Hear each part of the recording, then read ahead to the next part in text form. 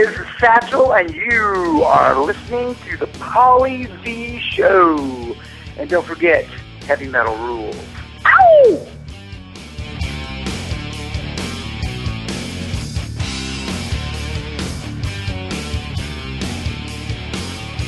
Yo, yo, yo, welcome back to the Paulie Z Show. And we're on episode number 23, and, they're getting better every time. Last week, we had Corey Feldman. We got into some really, really interesting stuff with Corey. And I like the fact that, it started out very insane and goofy and silly, and then it got pretty deep and serious, and then it got goofy again. So that's kind of how I like to go. I think today, though, with our guest today, I have a feeling it's going to be pretty consistently silly goofy. But I could be wrong. The guest that we have on today is the lead guitar player for the band Steel Panther, who was they were featured on an episode of Z-Rock, and we became very friendly with those guys.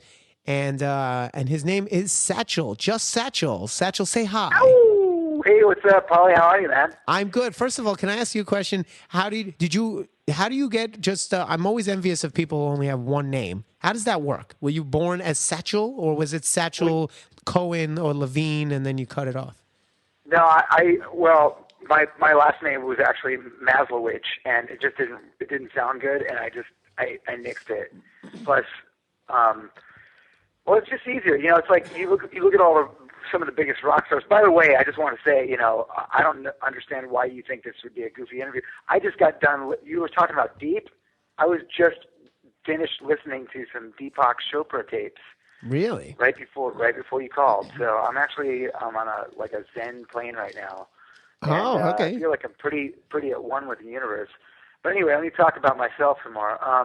You look at some of the biggest rock stars in the history of the planet, or even in the history of the galaxy or other planets, and they all have one name: Bono. Okay. Prince. Madonna, Prince. Gene Simmons. Yeah, some of the biggest rock stars. Well, that was a two-name. I guess there was two names, right? Well, it depends. It could be one name. I mean, just because it's Gene Simmons, how do we know that's not one name? Right? Hey, Paulie Z. That's just one name, right? Right. If you say really Paulie Z, it's not like it doesn't sound like two names. And you're a big rock star. Well, you want to hear something funny? I wasn't always Paulie. I was, and this is something not a lot of people know, so I'm giving you an exclusive of how this name came about. But, for most of my life, I was born Paul, and my last name is a very long last name too, so obviously I shortened it. And, so it was like Paul, I would write or sign Paul and then the letter Z. And that was my stage name.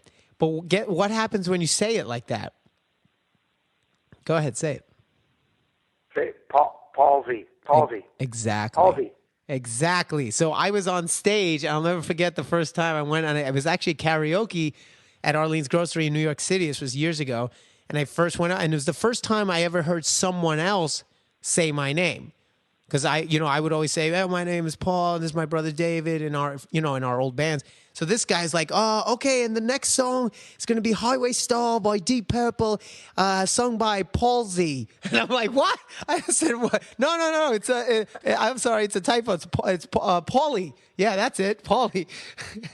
You could have gone with if you were a rapper, you could be Cerebral P. Cerebral. That'd be cool. Cerebral P. No. Cerebral P on the rap. Instead of cerebral, no, it'll be terrible. I'd be like the mean guy. I'd be like Terrible Palsy. That would have been Palsy. There you go. Terrible Palsy could have been my rap name. That's great. And I would have been like, God. I would have been like sort of, like mentally challenged, but I was an asshole. You know what I mean? It's too bad. It's too bad. It's really actually too bad that you were born white. Because if you were black, you could be a rapper. And plus, you would have probably a much bigger penis because black guys have huge penises. Hold on a second. First of all, when the Corey Feldman episode, when you get a chance to hear it, you'll know that he busted that myth. All right, the truth is, oh yes, was he in jail? The Jews have the big schlongs. Wait a minute. I was in jail for 2 weeks, and let me tell you something. Well, I guess I didn't really see a whole lot of Jewish guys there, but some of the black guys there were, woo, it was intimidating. I'm not saying that they don't, but I think the problem is most people don't get any real FaceTime with Jewish dicks. Like, Jewish schlongs aren't in the media. So how do we know? Well, you know what? It's just cool. It's cooler to say you were. I think it's just more hip. It's more like old school hip to say you got raped by a black guy than a Jewish guy. Exactly. You know, I don't know that many Jewish guys who are going to throw me down and grab me by the back of the hair and you know, treat me like a bitch. And if they did, a lot of black guys that will, though. But that's the thing. If they did, it like you said, it's just not even cool. So the whole point is, it's not that it's a myth. It's not. The truth is, we really do. I mean, I'm well endowed, but that could be because I'm half Spanish. So maybe that's the secret. It's Jews who sleep with non-Jews. That's where the secret sauce comes in. What do you think? Maybe you're right. I don't know. I mean, I can't even imagine it because, like, whenever I think of getting, and I do think about this a lot. Whenever I think about getting ass fucked by a Jewish man, I always picture him like wearing the yarmulke, totally naked with the yarmulke. Oh, so real. Off, so. So like, well, okay. So you're talking about if you're gonna get you envision getting raped by like a religious Jew, not like with the curls and everything, with little curly hairs. Really? Yeah. Very interesting. Well, actually, that kind of turns me on a little bit, actually. Very interesting. Yeah. Well, first, let's just for a second, in case my listeners don't know about your band, they might be Steel Panther. The new album is called Field of Steel, and it's awesome. It just went triple platinum in Guam. That's only 300 copies, but that's actually one of the biggest bands in Guam. That's 200 more than we sold, so you should be very proud of yourself. In Guam, are you guys out in Guam? No, I'm talking worldwide. Oh, worldwide. Okay. Yeah, I'll tell you what. That's a really good start. I mean, it's for us. We rely more on the viral marketing, and plus we rely on just the viruses in general. I mean, that's one of the things you got to rely on as a rock band. I'm sure you notice when you sleep with girls, and if you are as well endowed as you say, Paulie, then a girl will sleep with you, and she's going to be happy to go tell her friends, "Hey, this guy's got 5.5 inches of pure man love, ready to and all the girls will come flocking to your shows." Oh, it is word of mouth. If you ever go to, I know you've got up and sang with us. You've seen Steel Panther shows. All the really super hot chicks are standing on my side of the stage because they want a piece of what I got in my spandex. Well, you're actually, I got to say, though, I mean, no disrespect to the other guys, but you're in really good shape. Like, everyone's fine, but, like, you're visibly, you're like my brother. You're the David Z of your band. Like, you're in obviously work out, take care of yourself, in significantly better shape than the average person. So I don't, it doesn't surprise me that they would be. But let's talk about that for a second because... You know what? That's weird that you would say that because I noticed that you are in really good shape, too. We should get and just talk about this on, have a cup of coffee after the show, maybe. And just talk about our bodies? Maybe not. I don't know. I like it. I like it. You've never been in jail. Have you ever been in jail? No, I've never even been arrested. The closest I got, I got a cop told me to get off the train once because I was sleeping on the train. That's like the closest. Oh yeah. Yeah. Yeah, cops. Well, cops can abuse their power too. There's good ones and bad ones, like anything. I say it's just like rate, I'm like, I don't care if you're black, white, green, purple, cop, no cop. There's good and there's bad of everything. It is what it is. Yeah, as long as you're hot, you got a big dick. That's all that matters. Exactly. Well, hold on. Before we continue, let me explain to the people, for some people who may not understand what, about your band. So basically, Steel Panther is a band that now you have original material. You have a new album that's out. Can I say? Yeah, go ahead. I just want to interrupt. If you don't know who we are one of Sebastian Bach's favorite bands. Well, I was going to get to that. I was going to get to that. Oh, yeah, of course. How am I not going to get to that? Okay, I just didn't know if you were going to. I wanted to throw it out there. Oh, no. We will get to that, but I want to explain why so people understand. So, and then I also want to talk about the girls on stage because I was on stage with you a few times, and I particularly enjoyed when the girls come up. But anyway, so first things first. So let me explain. Yeah. This is my take on Steel Panther, and then you can correct me if you want or tell me if I'm missing something. Basically, Sure. kind of pretty much started out like I would think a while back as a cover band, focusing mostly on 80s metal or hard rock, hair metal, and eventually grew to the point where I guess you had different names. It was Metal School, and then it became Steel Panther. And you guys and it's a show where it's fun. It's very interactive. The band is a real band. They're really playing, but they were always playing covers. And then I guess recently now you have your own material and you put out a record. Now you have a deal. So it's sort of grown to become a bigger thing. But all in all, is it safe to say that it is very obviously satirical, tongue-in-cheek? I mean, Asian hooker, lyrics. I mean, it's fun. It's meant to be fun. It's almost like Motley Crue meets Weird Al Yankovic. That's my take. Well, what do you think about that? Yeah, we're always having fun because heavy metal and rock and roll is fun. I'm getting a little bit of a delay here. I don't know why. I'm hearing myself in my own ear. Are you listening to this live on your radio right now? No, it's just coming back in my phone. It's really weird. It's maybe that could be the acid that I'm on. Oh, it's gone now. Cool. We do. We have a great time, and yeah. I mean, we for a long time we played cover songs mainly because we just weren't very good at writing songs. But then we started to realize that we had all these. We started to write from what we know and write songs about the things that we felt strongly about. And eventually we started to, we built up this wealth of material. And a lot of the songs, we found that a lot of the songs that we write and the subject matter that we write about is pretty universal. I mean, we have a song called The Asian Hooker. I mean, I don't know anybody who doesn't like to have sex with Asian hookers. Oh no, I agree. I think the material, and I got to tell you, I was surprised, and I told you this. I was honestly surprised at how good the stuff was. I really didn't think it was going to be that good, and it's the lyrics obviously are fun and lighthearted, but like if let's say if you just listened to it and you weren't actually like if you weren't listening to what you guys were saying and it was just the music, I mean, it really is top quality. I think better than most of the stuff that actually came out of that time period. And it just happens to be more satirical as far as the lyrics. But I think who couldn't relate to that? Asian Hooker. What about the what's the Fat Girl song? It's called Fat Girl. Right. Yeah.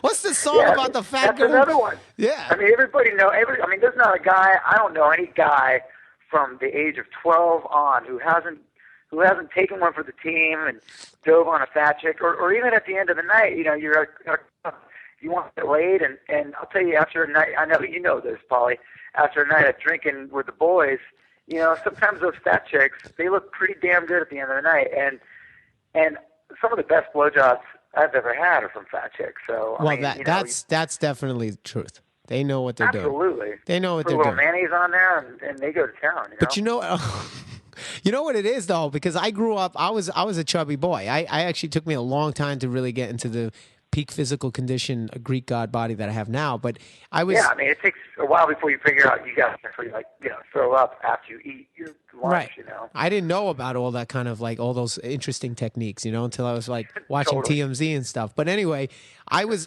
kind of heavy, and not never like obese, but always like chubby. And my theory was like it's the ugly ducklings that always wind up working harder because they have to overcome something that wind up in the end being better at certain things. So like, hot chicks, generally speaking, and I'm not the only one that feels this way. And you tell me what you think. Generally, hot chicks usually aren't very good at blowjobs or aren't very good in bed. Because they don't really have to be. They're hot. Right. And very many times, the really, really hot chicks, I don't know if you notice this too, but the hot chicks are really fucking annoying. Too. Yes. Notice that? Yes, but there's a reason for it. It's because, and you know what? I'm more annoying now than I was before because I'm hotter now than I was before. And I notice the hotter I get, the more annoying I become because I don't have to work as hard. I noticed that you are a lot. Every time I see you, you're more annoying to me. Right. But that's just But because you're also hotter. But that's what I was just going to say. That's why every time you see me, you got to admit that I'm getting more attractive.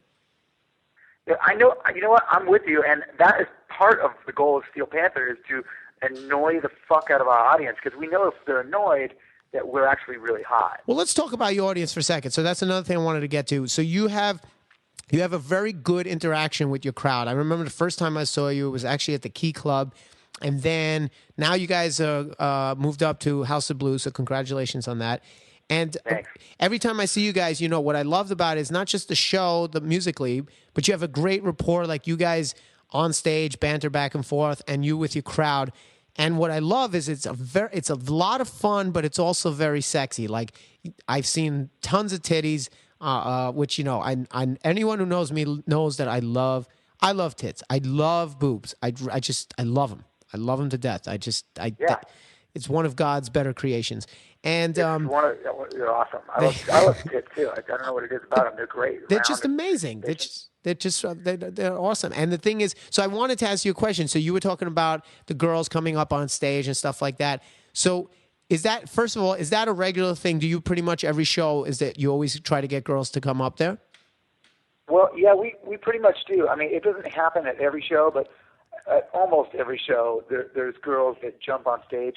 I think, you know, part of it is that we try to create an atmosphere, you know, at our show where it's okay to have fun and it's okay to jump on stage and dance. And if you're a girl, it's okay to, you know, take your pants off and, you know, put your fingers in your vagina or, you know, put your titties on the lead guitar player's face while they're rocking out. And the guest singer from Brooklyn, right? The cameo. Yeah, right. That happened to you, right? I saw a couple girls molesting you when you were on stage, right? Well, ixnay.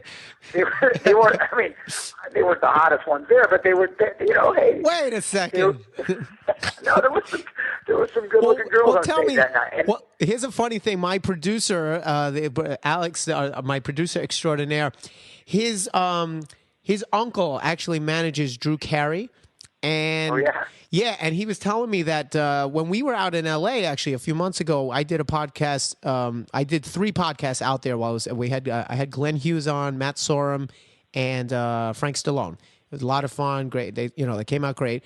But when I left and he stayed and he went to Vegas, and he told me that Drew had a birthday party, like an after party for his birthday or something like that, and he was there and he said that he saw your show for the first time and that girls were getting kind of wild on stage. And I guess what he wanted to know, and I want to know too, is how crazy has it gotten? Give me some stories. Give me like the most insane that it has gotten on stage. Well, I can tell you right now that one of the most amazing things I've ever seen on stage was we were playing at the Roxy in Hollywood, 5 or 6 years ago, and there was, I don't know if I'm trying to think, Alexis Arquette. You know who Alexis Arquette is? No, what does she do? Okay, Alexis Arquette. Do you remember the movie The Wedding Singer? Yeah. Okay, do you remember the transvestite in The Wedding Singer? Yeah, I think so. Okay, Alexis Arquette was also on a reality show with I think it was with CeCe DeVille. Do you remember that reality show that CeCe DeVille was on? What the hell was that called? What's the fuck? I can't remember the name of the show. It was like where they put all the celebrities in the house together. Oh yeah, it was like real world celebrity, like the. Yeah, right. They put all the celebrities in the house, and it was CeCe DeVille. Celebrity. Oh, and what's her name from all the Whitesnake videos? Tony Kattan. Yeah, Tony Kattan was in it, and Alexis Arquette was in it. They were all living in a house together, and I watched that show because CeCe was on it, and CeCe came across as the most sane person on that whole show. And it was amazing because you totally wouldn't expect CeCe DeVille to come across as and he was the totally most normal, sane person. But Alexis Arquette was on that show. Anyway, I digress. Alexis Arquette got on stage at our show one night, and none of us recognized her at the time.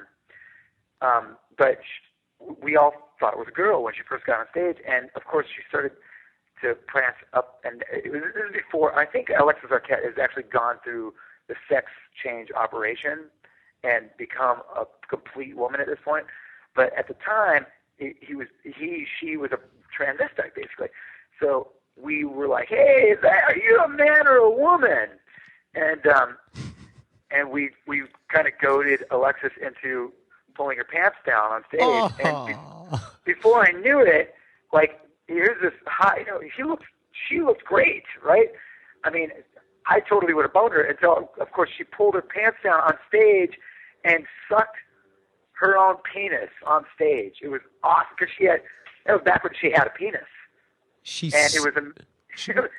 pulls her pants down. She's on the drum riser, and everyone at the ride, there's like 800 people in the room, and every jaw dropped to the floor. She pulls her pants down, cock comes up, pulls her cock, and bends over. I don't even know how she did this because I try to suck my cock all the time, and I'm never able to get it in my mouth. So, yeah. But she's able to get her stretched her cock, his cock. Am I making any sense right now? Yeah, of course. I'm just trying to visualize how, because physically I know what you're talking about because I have tried it and it's very, very difficult. I've actually taken yoga specifically to try to loosen my joints to do it, but it doesn't, it's almost impossible, I think. I need to see that. It was amazing. I couldn't believe it. It happened so quickly. And, all of a sudden Alexis Arquette, who's totally a hot chick, with a penis, is sucking her own penis on our stage, and it was mind-boggling. I mean, the reaction from the crowd was so. There was a lot of guys that could not handle it. Yeah. Some guys got it. Some guys are very insecure with their sexuality, and some guys threw some beer up on stage. They had to calm everybody down, and I think some guys were pissed off that there was a hot chick that had a bigger dick than them, too. I mean, that's kind of a bummer. Well, speaking of being comfortable with that kind of, your sexuality, you guys also get very gay on stage with each other. Even with me, every time I go up there, you guys always tweet, tickling my nipples or whatever, or grabbing me. I mean, so is that like a... Who was tickling your nipples? Oh, Was it me? I was drunk then. I don't even remember that. You guys are all a little frisky. Put it that way. Really? Yes. Yes. Because we think you're hot. You're annoying. You're annoyingly hot. Your singer Michael Starr. For those that don't know, Michael Starr. He's very frisky, and he likes to grab my nipples and other things. Yeah, and you know Michael, and you're a lead singer, so you know this. Lead singers, and our lead singer in particular is very. He likes attention. That's why he's the lead singer. Yeah. And I'll tell you, he will take that attention from wherever he can get it. If it's a hot chick, he's stoked. If it's an ugly chick, he's cool with it. And if you're a guy and you're giving him attention, he's going to take it. I'm the same way. I get a lot of flack from Dave and Joe too because I literally one day. Here's a quick story. We were on the set of Z-Rock outside on the street. It was at night, and it was in front of a club, and these two gay guys came out of the club, and one of them, they were a little buzzed or whatever, but one of them was like, "Oh my God, look at this specimen."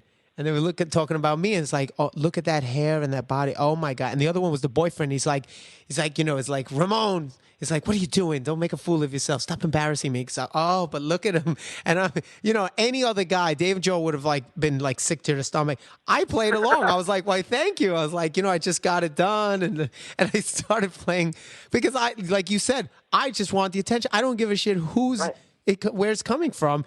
And then he's across the street watching, and he's waving to me, and I'm waving to him. Dave and Joe were mortified. You should be stoked, and that's an ego boost. I don't care who. You should sleep better at night knowing that you totally could have fucked those dudes. Yeah, of course. I mean, because there's a difference between wanting to do something or just knowing that because at the end of the day, yeah, it's a dude, but it's still the dude is looking at me. That makes me feel better. Yeah, don't matter to me. Checking you out and not any of those other dudes. That's right. He could have been totally banged him. Why weren't they flirting with Joey or David? Exactly. Totally. And years from now, down the road, if your choice, your options for girls gets low and you get bored with it or whatever, you could always totally go gay and maybe hunt that dude down. Well, there you go. Now I have a backup plan. Is that what you're saying? Absolutely. I have a backup. Well, listen. Speaking of attention-seeking lead singers, my good buddy Sebastian Bach had some stuff to say about you. on the podcast. Now, this was a little while ago. I was hoping to get you on a little earlier because I wanted to address that, but that's okay. So to remind people, Sebastian was on one of the very early on. You know, he was nice enough to come on to the show when we were just starting out, and he's very, you know, Sebastian. He's very vocal about his opinions, and like, you know, he's a vocalist. Yes, he's a vocalist. So he's very vocal. Yes, because he's a lead very, vocal. very vocal. And he doesn't hold back, which is what I like. He's very candid about what he feels or what he's thinking. So he was just frustrated that his new, you know, he's having a trouble. I don't know if he got a deal now, but he was having trouble getting a record deal for his album. And the guy's got an amazing resume. I mean, he's Sebastian Bach, and he kept mentioning, you know, Axl Rose was on the album, and I know he likes to throw that out there because, you know, it's like, come on, like how can I not get a deal? And then he went into this whole thing of like, and fucking Steel Panther, man, and it's a joke band, and they get a fucking deal, and I can't get a deal, and I got, you know, and I generally felt bad because I can understand the mentality of where he's coming from, but what do you think about that? Him throwing you under the bus, sort of like that. I mean, how do you feel? Well, first of all, I think I don't know if he realizes that we're totally fucking serious about this.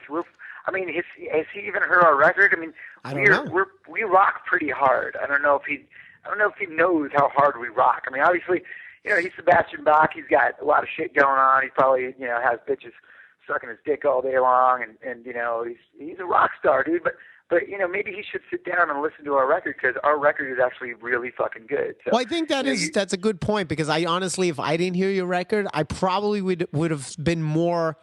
I don't think I would have defended you. I mean, I stayed out of it either way, but I probably would have been on his side because I would have been frustrated being a musician and having a hard time in this industry, and it's an uphill battle. And to see a band like you guys, and I would be like, they got a fucking deal? I mean, really?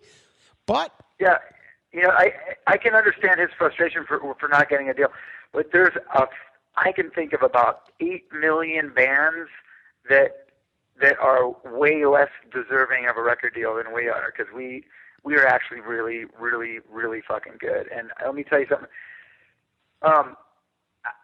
He should listen to our fucking record. The songs are great. They're fucking. I mean, you know, we have songs that are fucking about Asian hookers and the shocker and shocker. Sure, the subject matter might not be what he likes to write about, but it's the fucking songwriting and the musicianship is fucking. It's good. It's top notch. It really is. Awesome. Yeah, I mean, it is. It's you got to get past. Let me hear one of his guitar players pull off a solo like my Asian hooker solo, okay? And then he can come back to me and complain about me getting a record deal when there's fucking Ashley Simpson and people who can't sing 2 fucking notes in a row without hitting a bad note that are out there selling out fucking arenas. He shouldn't be complaining about us getting a record deal. Okay, we sell out clubs for fucking 15 years every fucking week, and this band has fucking paid their dues, all right? We've paid our dues. I've been fucking playing music probably longer than he's been, you know, wearing fucking shoes.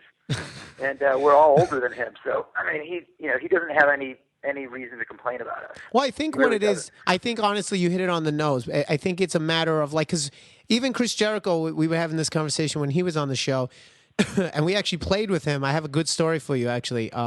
We played with Fozzy last night. Well, obviously when this airs, it wouldn't have been last night, but it was Wednesday, April 28th. So whenever this actually is airing, just go backwards to Wednesday, April 28th. Anyway, we played with Fozzy, and it was a great show at BB King's Times Square. Excuse me. And Fozzy, you know, Chris was telling me on the show, on the podcast, how he's having the same problem in the sense that people automatically dismissed the band because he's a wrestler. So they get a sort of preconceived notion of what it's supposed to be. Even we feel it because we're more known for Z-Rock than we are ZO2, even though ZO2's been around longer and has a pretty steady fan base. Z-Rock is the one that overshadowed that. So now people think of us as comedic actors more so than actual real musicians. So I think you hit it on the nose, is that if they don't actually take the time to really check out what's happening, I think it's very difficult for most people to give, to give props where props are deserved, because they just see the surface, and on the surface, it does seem like it's just kind of a joke thing. And I'm here to tell people, I'm here right now, Satchel, to tell the American public that it's not. It is the real deal.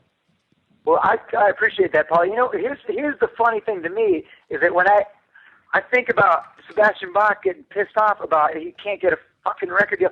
Why the fuck would you want a fucking record deal in this fucking day and age? Why would anybody want a fucking record deal? The first song on our record is called "Death to All But Metal," and the bridge of the song says, fuck those fucking fuckheads who work at MTV. They can suck my ass with all the record companies. We basically told MTV and all the record companies to fucking suck our asses. Yeah, but you can get away with it because, again, there is a tongue-in-cheek aspect to your material, so you can get away with that. As if Sebastian did, if we did that, Sebastian or anybody, we'd be dead. But the irony is that we never gave a shit about getting a record deal because there's really no money in it now. And Sebastian should realize that. It's like getting a record deal really doesn't mean jack shit. You have to find another way to market yourself, because record companies are, Well, we're learning that. Oh, trust me, we learned that the hard way. We had the TV show and we had a deal like on an indie label, and it was like, okay, so where's what happened? Right. Where's the money? Where's the fame? Where's everything? And now, we have to do it. Like you said, it's like everything. It's a whole nother ball game right now. But here's the thing: you guys do have a record deal. So how does that work? We do have a record deal, and you know what's bitching about it? It's going well. We haven't made a dime off the record. The thing is, we still just go out and rock and basically sell beer and sell cocaine after the show, and sometimes girls pay me to service them because I've got the biggest dick in the band, so that's cool. I can make extra money that way. But the selling the records it's not easy to do that. It's not easy to sell records these days. And even if you do sell records, the record company usually takes most of that money away from you. And because they got to recoup whatever they put in. Wait, but I have a question. You brought up an interesting point, and it says, I like the fact that we're getting serious here. So I want to ask you this question. So if you have the biggest dick, who's then second? Well, let's see. I think our bass player's got a pretty big dick too. It's not quite as big as mine. No, but you're first. He's second. So Lexi, Fox, and then who would be? Well, mine's probably almost 5.5 inches long, and it's pretty thick for a tuna can. So okay. See, I'm not thick. That's the funny thing. I'm longer than you. I got more than you, but I'm not thick. It's interesting. We should wrap it around with put an ace bandage around it or something. I don't like it. I don't like. See, I'm not into the. I don't like. When I look down, I don't like. I wouldn't want to see myself thick. I go more for the length than the girth. But anyway, so give it to me right now. I want the rank. Don't think about it. Who's first? Okay, you, then. Yeah. Our singer has the smallest penis. All right, so he's. So would it be? I've ever seen. So it'd be safe to say it'd be you. Then it'd be Lexi, the bass player. Then it would be me, Lexi, then our drummer, Styx. and then our singer. Yeah, then Styx it in it, and then. Well, actually, technically, if you're going to go all in order, then it would be our drum tech, and then the guitar, then the guitar tech, and then our manager, and then our manager's son, who is 8 years old, has a bigger penis than our singer, and then our singer would be at the very end. Now, is this true, or is this just the classic lead guitar player jealous of the lead singer? Oh, dude, I'm not jealous of him just because he fucked my girlfriend. We get along great. There's a lot of chemistry between us. He could be a real dick at times. It's not easy to deal with him. I will be the first to admit. But yes, his penis is extremely small, and I can prove it because I've got pictures of it. All right. But you guys get along? I'm going to post the pictures. I'm just going to post the pictures of our singer's penis on our website. All right, you know what? There will be pictures of the singer's penis on zo2.com. Yep. Let's post it up there. I've got it as wallpaper on my phone right now. It's his penis. All right. Actually, his penis is on my ear right now. All right, now circumcised? Are you guys circumcised or not? Yeah, I am. I tried to get my skin back, but it was too late. Yeah, you can't. Once you're gone, it's gone. But you can keep it. Yeah, you can actually frame it though. You know that, right? Really? Yeah, you can. You can do what with it? You Find frame it. You take the thing and you get it like you can get it like you got to get like archival paper so that it doesn't turn yellow, and then you put it in a glass and it's like tempered like treated glass and you frame it, make it into a Wow. little thing. Yeah, I'm telling you, there's a lot of stuff I can teach you, Satchel. That's amazing. That's the thing. I don't know this stuff because when Right. you drop out of junior high school, then Right. there's a whole world of education. Yeah, I mean, you'd be surprised. I'm half your age, but I'm twice as smart. I can tune my guitar by ear though, Okay. just by listening to the notes. I can do that too. Oh, you want to have a tuning contest? Let's see who tunes Jesus faster. Christ, there's really nothing that But you got a better. Anything you can do, I can do better. Wait, you can't sing that because then we got to pay royalties. All right, don't sing. Yeah, we can cut that out. All right, well, let's go back real quick because before we end off, I want to just touch back on the record deal. So if you're not making money from the record, whatever, just give me real quick, and so people can know what the real life circumstances. Tell me what has been the positives of having a deal then. Of having a record deal? Yeah, how's it helped you right now? It's great. It's great. I mean, the record companies, Universal, they dig us. They understand what we do. We rock hard and we entertain people, and they have helped brand the band. I mean, they've made us very well known in a lot more territories. We can go to England and sell out, a 5,000 seat venue now, which is great. Yeah, why aren't you taking us, by the way? What the fuck? Let's go. Well, right. Let's so go. come on. We're leaving like next week, but we couldn't afford plane tickets, so we're taking a boat. So we'll go on the boat. The gig's in September, so we have to leave next week. Well, listen, let me ask you before. I don't want to run out of time because I want to make sure we have a few more minutes, but I want to make sure this is a food and rock and roll show. So we didn't talk anything about food. So I got to talk to you about, and we actually went to dinner and I reviewed the place, Katana. Remember when we went to dinner that time? Oh, yeah. You gave it a review. I didn't read your review about it. Well, it's on the podcast. Yeah, I was talking about those. Remember the cod and the sea bass skewers? They were great. Unbelievable. I think like 9 or 10 of those. It was like amazing. Unbelievable. So let me ask you a quick question to wrap everything up. I want you to tell me where do you like to eat, whether it's at a place at home that's like a mom and pop place or something on the road, but like where is like if you were going to take someone, say, oh, this is like the place to fucking go, where would it be? Give me a recommendation. Ooh. Oh, gosh. I'll tell you. We do Vegas gigs, like every week. So I go out, like I'll eat out in Vegas a lot. There's a place at Green Valley Ranch. It's like, do you know where Green Valley Ranch is? It's a casino out there. Is that on the main strip though, like near the other ones?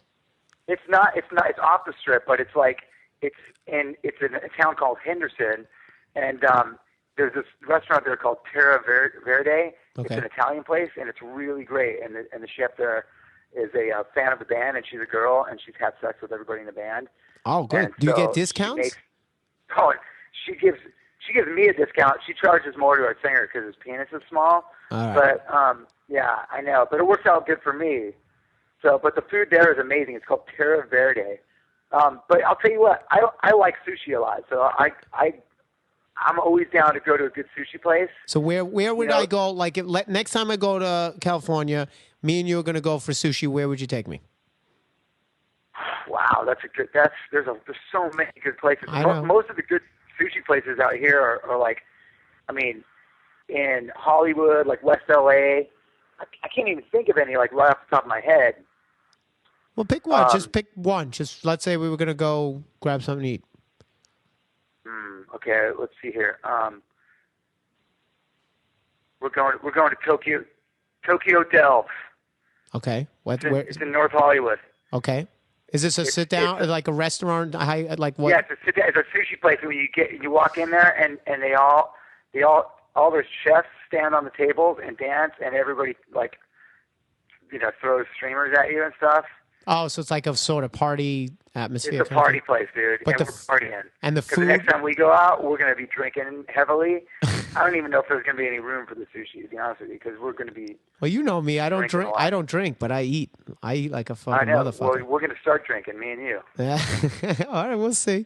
We'll see. You got to start somewhere, dude. We're going to start drinking. We're going to start easy with I don't know, like a I don't know, some kind of girly drinks, like a Midori sour, Jello shots or something. No, and you know we'll what I work our way like? to. Wait, you know what I like though? Occasionally I'll do it. The other day I actually did get a little drunk. Alex, I didn't tell you this. I didn't tell my producer this, but I got drunk with Cool. Jay Okerson from our TV show, the guy who plays Neil, the character. He's going on. Yeah, he's great. Yeah, he's actually doing Mayhem Tour, the whole Mayhem Tour, and he's going to be doing comedy on the main stage. I talked to him yesterday, and he told me that. That's amazing. Yeah, isn't that crazy? I'm so happy for him. And he was doing like a little go away get together, and it was like karaoke in the city. And basically, he requested, as all people do with me. They're like, "Come on, Paul, can you get drunk with me tonight? Come on, it's my big night. Come on." I'm like, "All right." So he goes, "What do you want? Anything you want?" And Joey got me into this in Tampa Bay. I tried this and I really liked it. Irish car bombs. You know what that is? Oh yeah, isn't that where you drop like Jaeger into beer or something? I don't know what you do drop a shot of something, but I don't think it's Jaeger. I think because it tastes like I would think it was like more like Bailey's or something, because it has that like chocolate milkshake taste to it. So like you drop that into, I guess it's beer. Right. And then you drink the whole thing. And I did like 3 of those in a short period of time. So I was. That's a recipe for a hangover right there. Yeah, well, I was actually fine the next day, but the thing is, I was like, at one point, I basically had my shirt off and I was singing "Hit Me, Baby, One More Time." So it was pretty interesting. That is sexy. I bet you were annoyingly sexy when you were doing that. I am so annoyingly sexy. But all right, so tell me the name of the place again.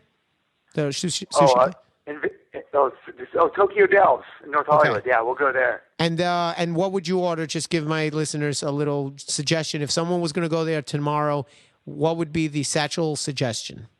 But wait, if we're going to go there tomorrow? No, if somebody listening to the podcast was going to go there, what would you suggest? They like what's like the highlight? What do you like? Well, to order? Yeah. Yeah, come on, keep up, follow along. Have you ever done an interview? You were breaking up on my cell phone, and my wallpaper is a penis. Okay, and all what right. did I say? So give me. I would get like I'm into spicy salmon rolls and octopus. You like octopus? No, remember I tried. You ordered it, and I tried it, and I didn't love it. Sorry. Oh, you don't like the octopus? No. I'm down with the octopus. Though. Okay. Octopus for everyone. I'll order it. I'll pay for it. So how are their rolls? We're all going out to dinner. Are their rolls good over there? Are the rolls good? Yeah, I think so. I like I like the rolls more than I do sashimi. I'm a roll guy. I love eel avocado, spicy tuna, California, Philadelphia. Like that's the stuff I like. Yeah, I like that stuff too. I like a lot of stuff. All right. Except for I told you the gay sex with the black men. It's very rough on me. Yeah. So. No, you would prefer a nice Hasidic Jew from behind. Yeah, I'm going to look for one of those. Well, then come to my neighborhood. I got plenty. All right. Well, listen, thank you so much. I hope you had a good time, Satchel. Thank you, Paulie. I'll do it anytime you want. I'm free tomorrow. Let's do it again. Yeah, we will. I just won't air it, but we can do it. Cool. So, but listen, do me a favor, really. Tell the guys that I said hi. I'm a big supporter of the band. I've heard the record. So people, if you trust my judgment, which hopefully they do if they're listening to this, if you trust me, I'm telling you, it is one of the better, records that you would buy. And if you just sort of open yourself up, don't get closed off for the fact of like, if you look at the song titles, you're like, this is a joke. Yeah, it's tongue in cheek. It's fun. But I'm telling you, it's quality as far as musicianship and you guys can play it and he can sing. Mike can sing. So it's like, I'm telling you, he's great. It is. It's a solid record. So congratulations. I think it's great. Well, thanks, Paulie. Thanks for having me on. And next time you're going to get on stage and we are going to get you laid on stage. Yes. The first time. Yes. No, what I want is I want 2 girls topless making out in front of me. While I'm singing. Well, we can handle that too. Yeah, that's what I want, and then we'll work to the getting late. But that's what I want. I want some lesbian action next time I come. Okay, lesbian action. That's like I can do that with my blindfolded with one hand. Oh, well, that's what I want. With boobies out. You got it. All right, everybody. It's Satchel. Say goodbye, Satchel. Bye. Woo! I'll talk to you later. Ciao. Cool. So there you have it. So I mean, yeah, I guess it wasn't as silly as I thought it was going to be. There was a lot of silliness there. But I got to say, Satchel has got some, there was some nice, serious, and deep conversation going on. So I was pleasantly surprised. So I didn't get a chance to tell him about my Z-List story. I did mention that I had a story that was attached to the BB King show the other night. And I might as well share it with you guys now. Excuse me. So anyway, so the show was great. There was a band called Razor. That was the first band, actually a great band from Arizona. They did a great job. Then some crappy band named ZO2. They were second. Not worth watching.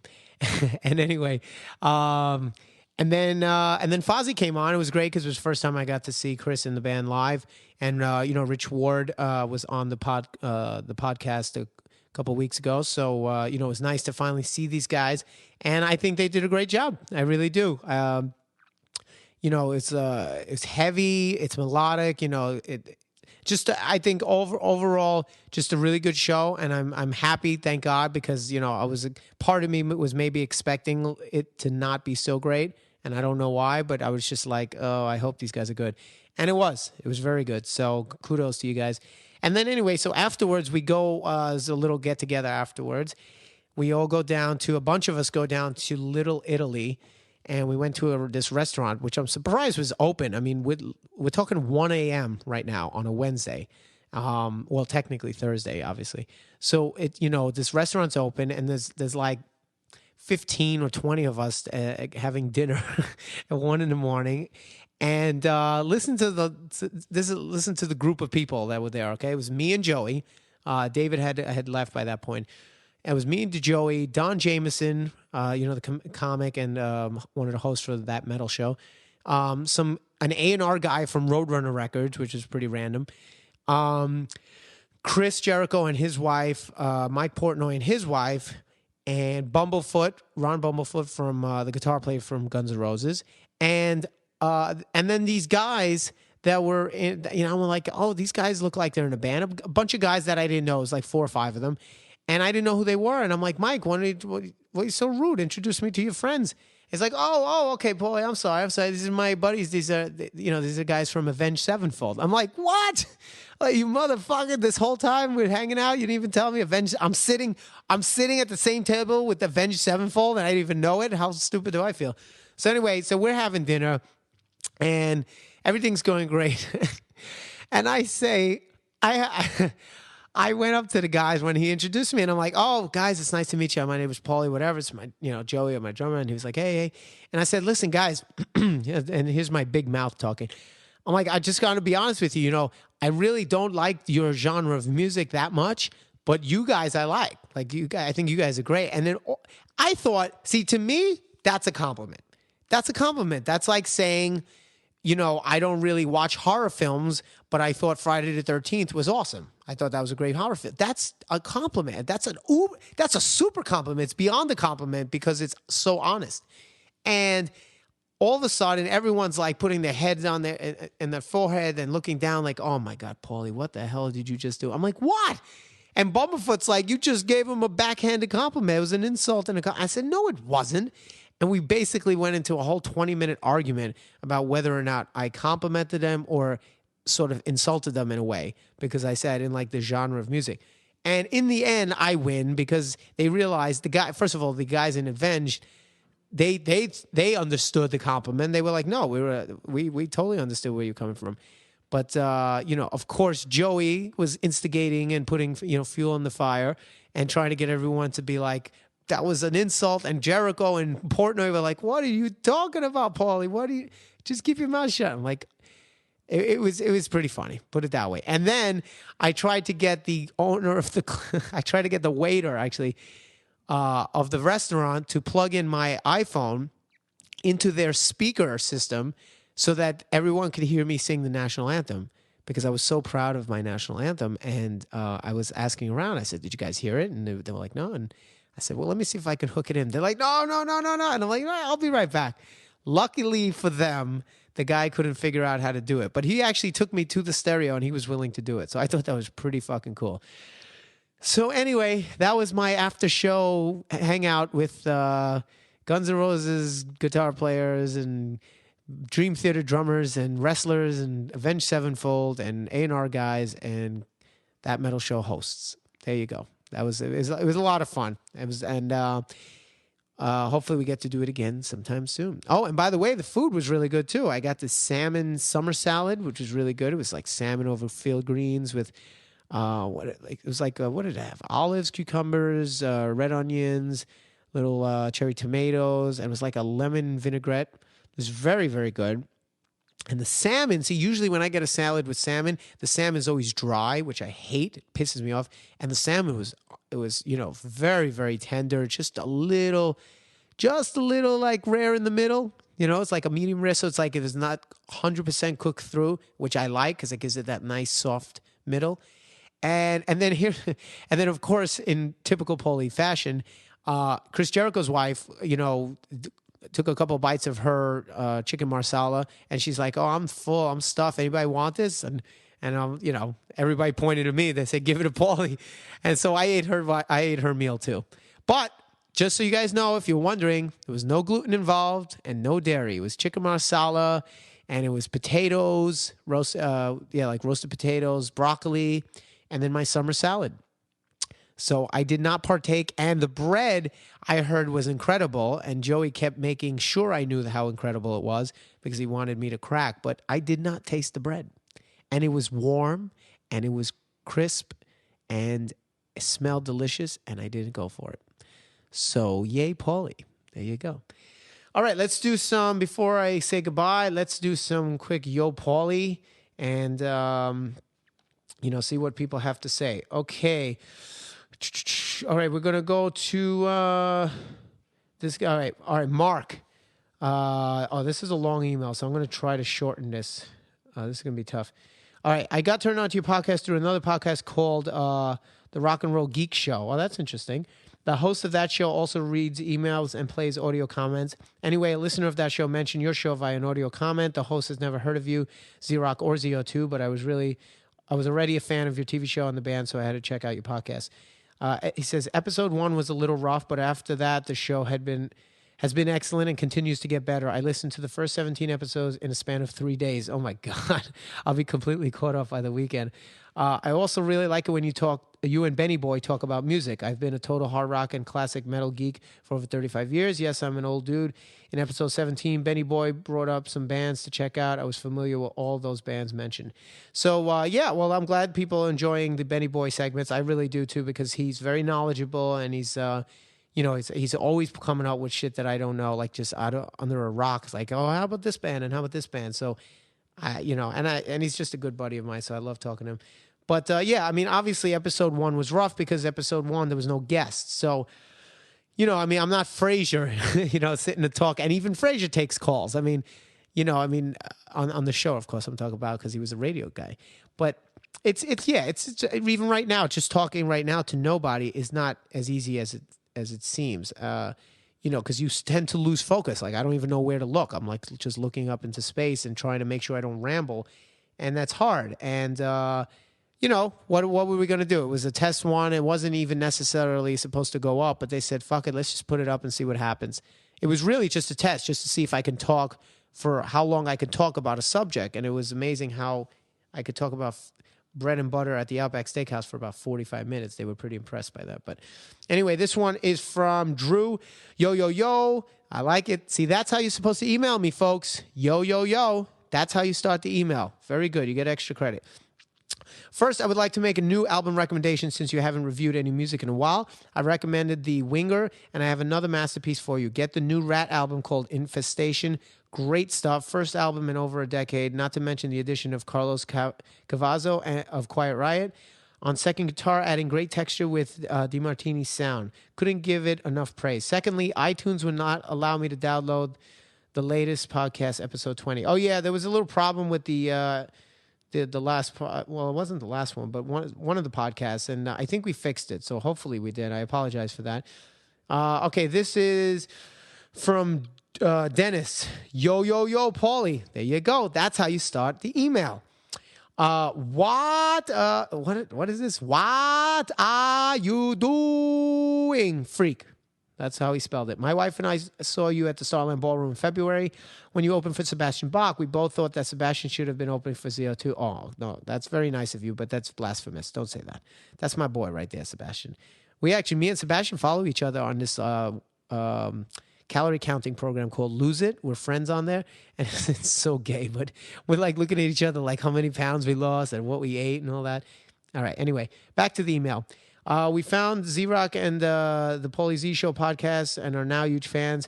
Wanted to turn you on to a new and upcoming band. They are called Cycle of Pain. I think you guys will enjoy it as much as I enjoy ZO2.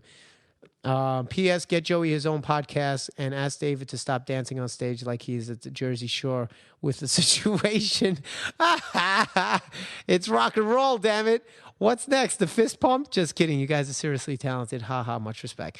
I do agree. Well, I don't agree Joey should have his own podcast. I think he's already delusional in his grandeur. But I do agree that sometimes David's dancing. Sometimes I look over and I have to just smile. It really is funny. I mean, but it's great because you know what? You got to do what you do. You know what I mean? And every other band stands there and just does the same thing. And fuck it, if that's what people remember, and David will stand out for it. Whether it's my Cavalli shirts or my afro, or David's Jersey Shore dance. That's what stands out. And if you're take the time to actually write about it, well, that means you remembered it, and I think that's a good thing. But sometimes I do have to say I look over and I see him doing his moves, and I do chuckle. It's kind of cute. But but listen, more power to him. He's got the rhythm. He can do it. He's got the rhythm. I can't do it, so I stick to what I do. All right, this one, we'll do a couple more. This one is from John C. Kronk. Just listen to your podcast where you review the new Slash. I've attached a copy of the bonus song with Alice Cooper singing my favorite track on the record. Actually, Benny Boy, being the good buddy he is of mine, Benny Boy sent me all the bonus tracks. And I didn't know this. In different countries, different regions, there's a bonus track when you download the album on iTunes. So there's a couple tracks that I didn't even know about. One of them being a track that Alice Cooper sings on, and I have to agree that is one of the stronger tracks. And I'm kind of upset that it's not on the regular album here in the States. It's very good. It's got like an old school like the old Alice Cooper feel, that old early 70s rock and roll, good straightforward middle America kind of rock. And it's really good. I think it's really good. There's what was the other ones? I forgot now. I'm trying to remember, but I think there's another one. There's Paradise City with Cypress Hill and Fergie. That's one of the bonus ones. Then there's this girl. I don't remember her name. I'll see if I can get it for the next podcast. But there's this girl singer who's on one of the bonus tracks, and she's a great voice. I never heard of her, but she's a great, great voice. Got a very soulful, late 60s Janis-esque voice, but not as raspy, but very strong, very husky voice. I thought it was great, and the song was really good, and I don't remember what it's called. I apologize. But anyway, check that out. All right, let's do one more. Okay, this is from Ed Aborn. Hi, Paulie. My name is Ed Aborn, and I'm a close friend of Chris Jericho and Rich Ward. CJ turned me on to your show a while back, and I've loved every episode. I also dig the band's music, of course, and have a question.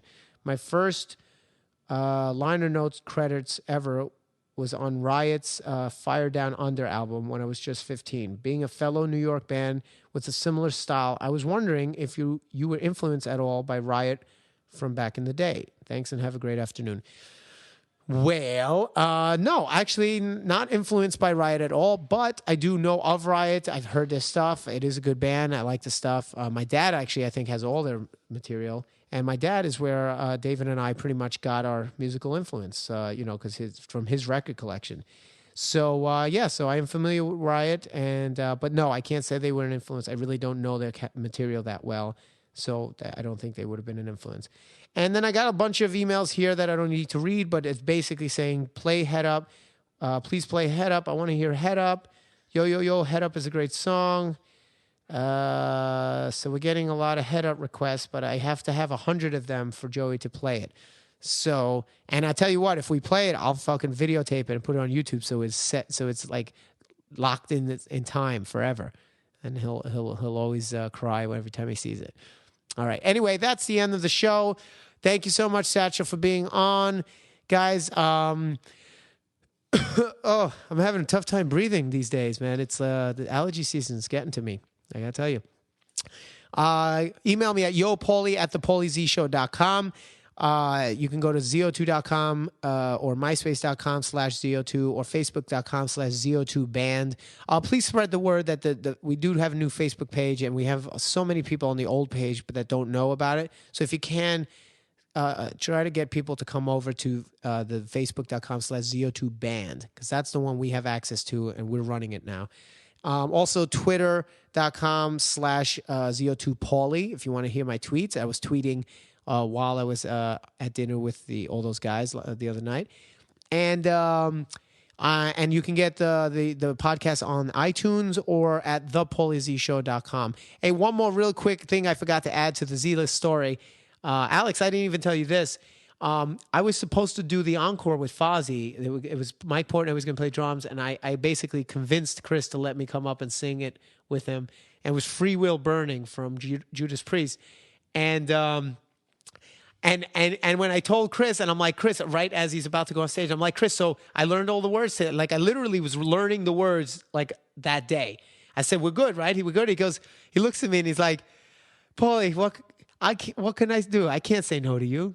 You know, he goes, even if I wanted to, I can't say no to you, you know? And I said, well, what does that mean? So he went up and he's like, he calls up Mike Portnoy. And right before Mike goes up, I said, Mike, $10 bet right now that Chris forgets to call me up or doesn't call me on the mic. He goes, what? Why would you say? Of course he's going to call. He just said you could come up. I said, $10. He goes, of course I'll make that bet. All right, well, first, Chris Jericho's like, we got a special guest, Mike Portnoy. He's like, all right, Free Will Burning, let's go. And I'm standing at the side of the stage, and my friends are there. I had told my other friend to videotape it. He's out in the front. Everyone's wondering, where the hell's Paulie? And after the thing, Portnoy is like, I said, you owe me $10. And he's like, what the hell happened? And I found out later that Chris just thought I was going to jump up, and he was fucking with me because he told Rich Ward. I found out later, he's like, I'm not going to call Paulie up. Let's see if he comes up on his own, if he's going to, how desperate he is, because he knew I would be crying in the corner. So anyway, but I made $10, so it's a win-win situation. And that paid for my salmon summer salad. So you like that story? All right, Alex likes the story. He approves. All right, I'll see you next time. Later! She's in love with